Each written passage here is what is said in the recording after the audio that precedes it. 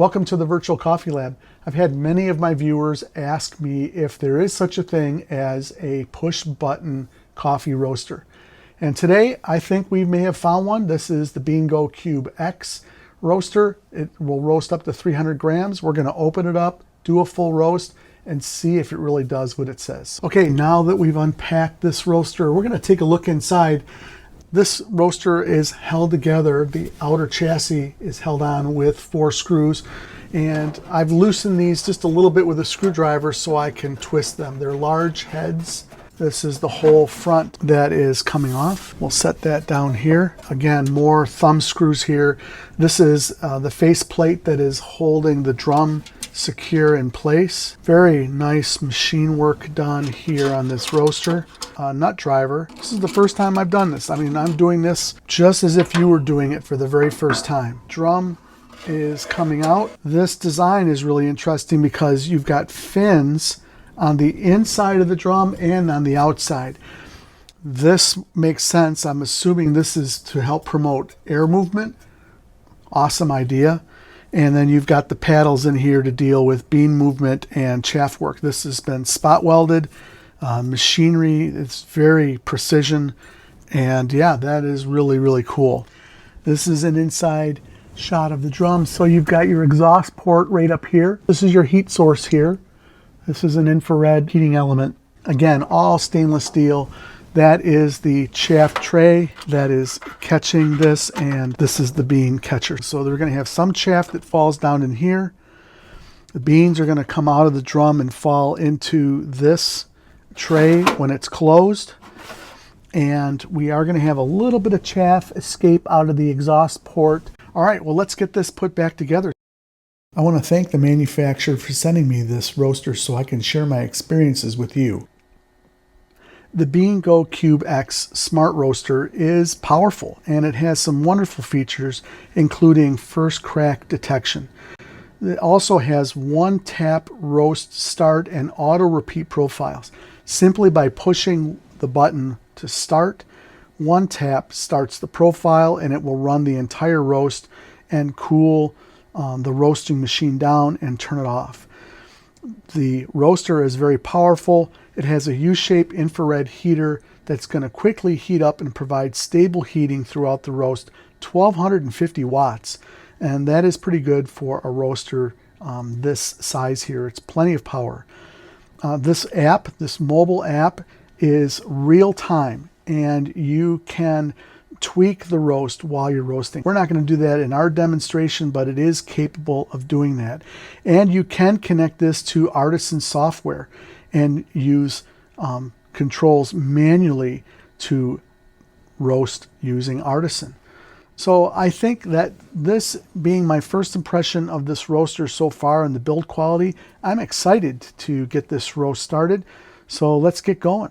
First thing we're going to do is connect the roaster to the machine, and then we'll select a profile, and then we'll start a pre-warming cycle to get this machine up to a roasting temperature and then begin a roast. There aren't any controls here on the machine. Everything is done through the app.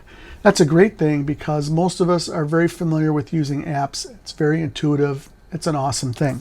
There are a whole list of different profiles here, and for those who aren't sure which profile to use, they've listed the origins of coffee, the roast level of the coffee, and that's good enough to give you an idea of a profile to try. We're going to select a Kenyan coffee, and we're going to roast it to a medium roast right down here at the bottom. It's a slow roast, 9 minutes and 36 seconds with an ending temperature of 206 C. Taking a look at the graph, we've got a few things on here that we're just going to pay attention to. This roaster is going to get hot. It is going to warm up the entire roaster to an environmental temperature or an exhaust temperature. That is the orange line. The bean temperature is the green line.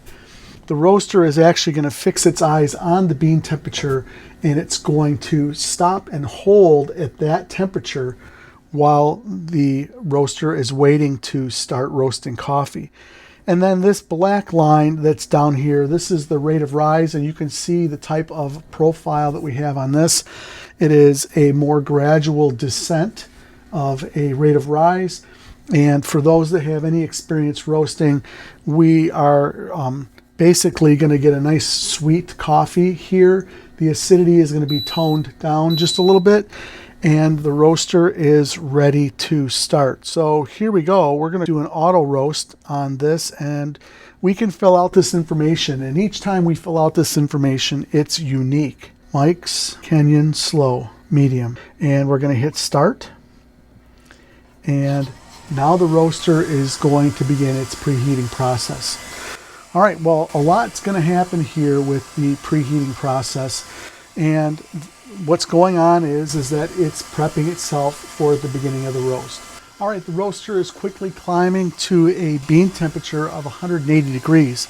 You can see that here on the app, that is the temperature we're going to be starting the roast at. And we are at 177 degrees Celsius right now, 178. And this is going to make a beeping noise in just a minute to tell us that the roaster is ready.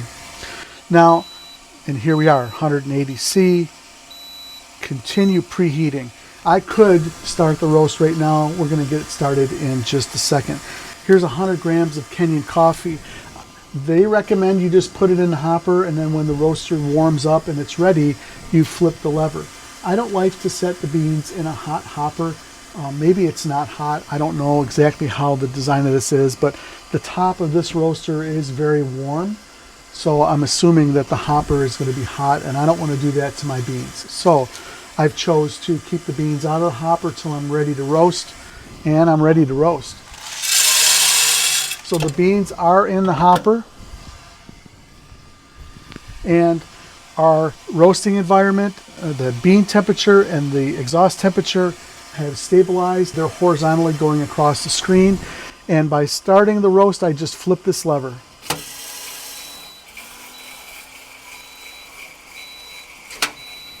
Okay, so that beeping noise was telling me that my hopper lever was engaged and that I need to close it, and the roast has begun.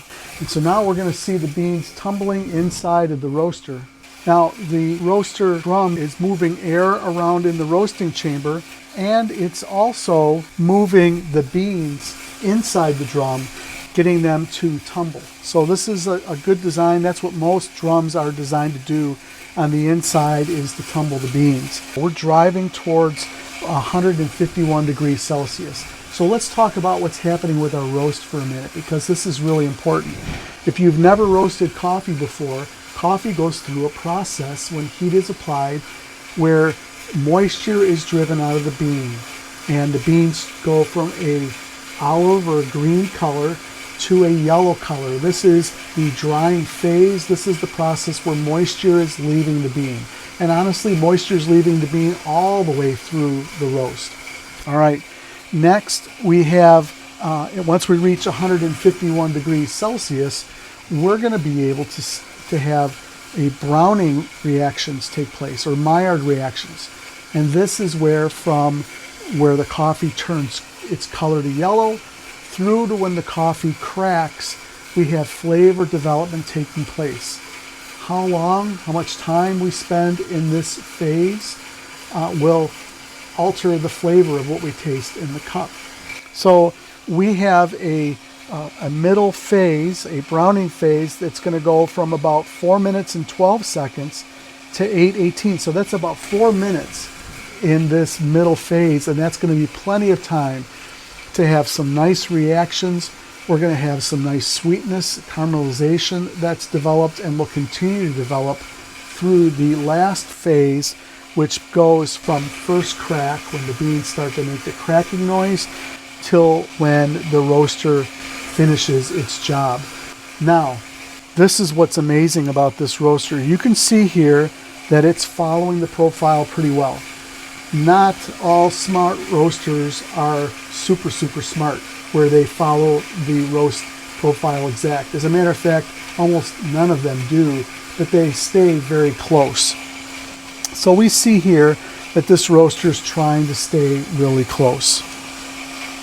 All right, so we've reached the dry phase end, or yellow. As the coffee goes through this process, the moisture is driven out of the bean, pressure builds up, and we hear a cracking noise when the structure of the coffee seed cracks. That's called first crack. This roaster is really amazing because what it does is it senses when those cracks begin, it listens for them, it counts so many cracks, and then it will call first crack. All right. We are in the auto mode on the heat, and our profile is staying pretty close. We are definitely on track and headed towards first crack. Let's take a look at the bean color and see how our roast is progressing. We definitely are getting a nice golden color in the beans, tumbling. The beans are losing moisture. And again, we're roasting inside without a vent. There is no smoke coming out of the back of the vent here. This is what is normal until the coffee gets closer to first crack, where we will start to see some smoke. Okay, the roaster is intentionally changing some of its controls to try to stay on the profile. So here we are. It is following the bean temperature fairly closely. We had a little bit of a rise from the profile, which actually has sped up the temperatures just a little bit, but we're trying to stay on the bean temperature itself. And you can see the changes that are being made to the fan, as well as the amount of power that's taking place. Our time here is 6 minutes and 40 seconds. We've got about a minute and a half before we get the first crack. And then the coffee is going to start making its noise, and the roaster is going to start counting the cracks. This is pretty amazing to be able to roast coffee without really touching anything. I've pushed the button once to start the roast, and then other than putting the beans in the hopper, the roaster is following the profile pretty well. All right, it's counting the cracks. It's counted 6, 7 cracks, 8, 9, and first crack is going to come early on this roast. And here we are for first crack. It's waiting for a temperature to be reached. There's first crack, 195, 7 minutes and 49 seconds. So that's 3.5 minutes in this flavor development phase, which is really a good number. There's nothing wrong with that, but it did not follow the profile exact. Now we are in development, and this is where we kind of balance the coffee flavors out, where we have some acidity with the coffee if we drop it right at first crack, and we want to kind of tame down that acidity and have a nice balanced roast. We're getting really close. We're almost at the drop temperature, 3 more degrees. And I've got a cooling fan here. Here's our cooling fan. This is the BeanGoCube cooling fan. This is an accessory that you can get, and we're going to get ready to turn this on. I've turned on the fan. We're told to empty the roaster, so I'm going to turn this knob and let the beans drop into the tray. As soon as they drop into the tray, they're almost all out, and I'm going to slide the tray. A little bit of smoke, and I put the beans into the fan, and I feel heat coming out of the bottom of this fan. I am layering the beans so that they will cool very fast, and that's important. We want our beans to cool as fast as possible. Got a nice, beautiful, evenly roasted medium coffee. Very nice. The beans are already cooling. This was hot air coming out the bottom. Now it's just warm air, and we're almost done cooling. All right, one other thing. I want to take a look at the chaff, because this drawer, of course, is empty, but there is a chaff tray that's here.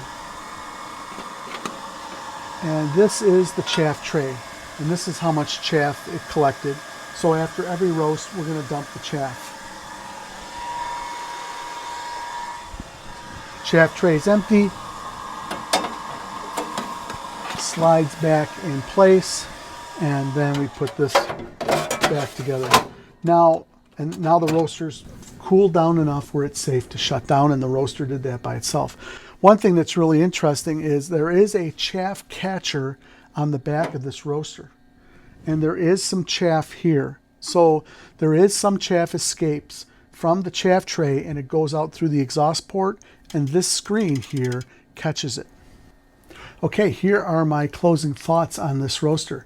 I'm smelling some delicious coffee right now. The beans smell sweet, and they look beautiful, roasted to a nice medium roast, and I'm excited about that.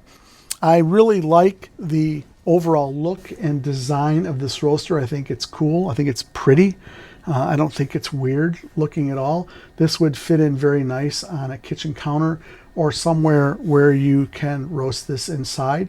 I would highly recommend you roast underneath a hood fan, or somehow connect the exhaust port in the back to a vent system if you plan on roasting inside and roasting darker than a medium light roast.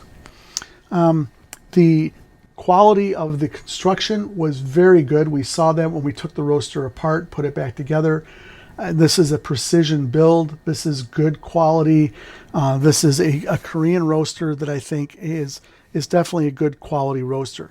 The roasting experience itself, for me, I'm a hands-on guy, so this is quite different, where I'm literally pushing a button and letting the roaster do the entire roast. Did it do a good job? Yeah, it did a good job. Is this roaster for everybody? Well, that's up to you. If you're looking for a roaster that is a push button roaster that is nice looking and will come with a variety of profiles and has an app like this that's intuitive, then this might be a roaster you would want to consider. Now, this is just one in a series of videos I'm going to be doing with this roaster. This was my first auto roast. I'm going to be taking a profile and I'm going to be customizing it for myself, and we're going to do a roast with this roaster. And then another video, I'm actually going to do a fully manual roast. This will allow you to roast manually. That's really important because there are times where you may grow into your hobby where you might want something more than push button. You might want to get creative on your own and create your own profiles. It will do that. You might want to manually roast the coffee and just wing it.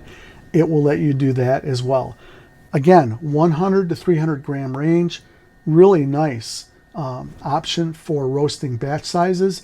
And you could roast quite a bit of coffee each week to share for friends, running multiple roasts in this, and it will just do it over and over and over for you. So I think this is a win. I think that this is a roaster you might want to take a closer look at. Again, read very carefully. I have got a link in the description and it'll take you to the roaster information. Read the entire offer very carefully and make your own decision of whether this is the roaster for you. And I would love to hear your thoughts about what you saw here in this video. Share your comments and ask your questions, and I'll be glad to help answer those. So I appreciate you watching my video today. If you like what you see, hit the like button. Always subscribe. That helps this channel out. Thank you so much for joining me today, and I hope you have a great week roasting. We'll see you next time. Take care.